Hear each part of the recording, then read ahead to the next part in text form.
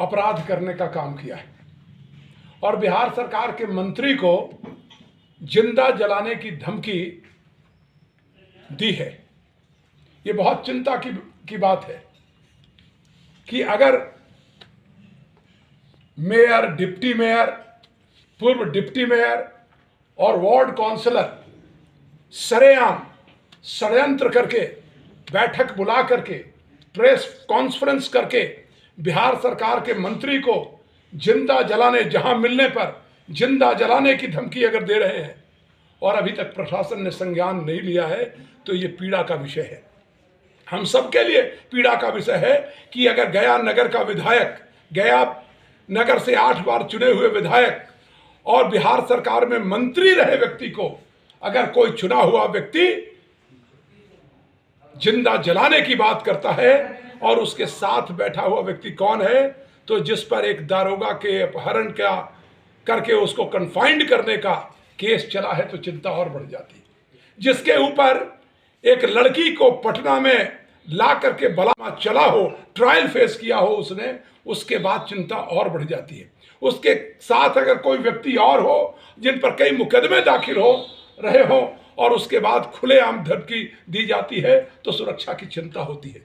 हम लोगों को चिंता हो रही है, भारतीय जनता पार्टी के कार्यकर्ताओं को, कि हमारे चुने हुए प्रतिनिधि को गया शहर में आने देना चाहिए, कि उन्हें रोक देना चाहिए। क्योंकि जिंदा जलाने वाले लोग 53 वार्ड में घोषणा कर रहे हैं कि हम 53 वार्ड में बैठे हुए हैं। मतलब कोई वार्ड सुरक्षित नहीं है जहां हमारे मंत्री जी बिहार सरकार के गया में प्रवेश करें और सुरक्षित रह जाएं। ये चिंता की बात है। मैं प्रेस के माध्यम से गया के वरीय पुलिस अधीक्षक से, गया के नगर पुलिस अधीक्षक से, गया नगर के पुलिस उपाधीक्षक से, और जहां प्रेस कॉन्फ्रेंस की गई है वो शायद सिविल लाइन थाने के अंदर पड़ता है, उनके थाना प्रभारी से निवेदन करना चाहता हूं कि कृपया संज्ञान में लीजिए। और जो जो लोग उसका प्रेस कॉन्फ्रेंस में शामिल थे, वो सारे लोग षड्यंत्र में शामिल है। वो हत्या का षड्यंत्र कर रहे हैं, जिंदा जलाने की बात खुलेआम कर रहे हैं।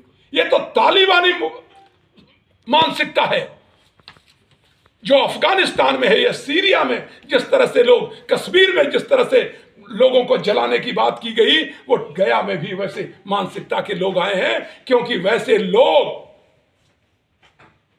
एक क्षेत्र विशेष से जीत करके आए हैं जहां रोहिंग्या का भी वास हो गया है, जहां रोहिंग्या की आबादी भी आ गई है। तो हमको चिंता लग रही है कि हमारे मंत्री का, हमारे पार्टी के कार्यकर्ता का चमचों की बात की गई है। मतलब भारतीय जनता पार्टी का कार्यकर्ता भी सुरक्षित नहीं है, उसको जिंदा जलाने की बात की जा रही है।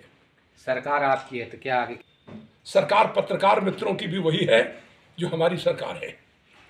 यहाँ के डिप्टी मेयर के लिए भी वही सरकार है जो आपकी सरकार। आईजी महोदय से कहना चाहता हूँ, मैं जिला के पदाधिकारी महोदय से कहना चाहता हूँ, मैं ये वरीय पुलिस अधीक्षक महोदय से कहना चाहता हूं कि यह बहुत गंभीर विषय है। लॉ एंड ऑर्डर को बिगड़ते देखना कोई नहीं चाहता है। इसलिए कृपया संज्ञान लें और उन सारे लोगों पर जिन्होंने प्रेस कॉन्फ्रेंस में षड्यंत्र करके सरेआम धमकी देने का काम किया है, जो भारतीय जो दंड प्रक्रिया संहिता है और भारतीय जो कानून है, अभी कानून में परिवर्तन हुआ है, BNS और BNSS में के अंतर्गत उन पर कार्रवाई होनी चाहिए और उन लोगों पर उन लोगों के खिलाफ मुकदमा दर्ज होना चाहिए। जांच होनी चाहिए कि षड्यंत्र में और कौन कौन लोग शामिल हैं। कार्रवाई के लिए आप लोगों ने आवेदन किया या नहीं? हम लोगों ने तो अभी मंत्री जी को पता नहीं है मिला है कि नहीं समाचार। हम लोगों को पीड़ित हैं, हम लोगों ने आवेदन कोई दिया नहीं है। हम लोग भी पत्रकार महोदय के माध्यम से, पत्रकार वार्ता के माध्यम से, चूंकि ये हम लोगों के मोबाइल में आया, हम लोगों के टेलीविजन में इस तरह की धमकी आई है, ये चिंतित कर रहा है। हम लोगों के परिवार के सदस्य चिंतित हैं। हम लोगों को आज वकालत के लिए जाने के लिए हमारे परिवार के सदस्यों ने रोका कि आप भारतीय जनता पार्टी के कार्यकर्ता हैं और साथ ही साथ आप मंत्री जी के साथ रहते हैं। घोषणा की गई है कि मंत्री के चमचों के साथ, और मंत्री को जलाने की बात की गई है। तो मुझे रोका गया कि आप मत जाइए। आप पेशे से एडवोकेट भी हैं। और नगर निगम में जो डिप्टी मेयर चिंता देवी जो हैं, उन्होंने कोई बात नहीं है, जो जेन्युइन बात है उसी बात मंत्री और नगर के विधायक डॉक्टर प्रेम कुमार जी ने रखने का काम किया था। उस पर कितना बड़ा इनको गुस्सा है कि ये बोलती हैं कि हम उन्हें जिंदा जला देंगे। अरे आप समझने का कोशिश कीजिए डिप्टी मेयर कि किनके बारे में आप क्या कह रही हैं।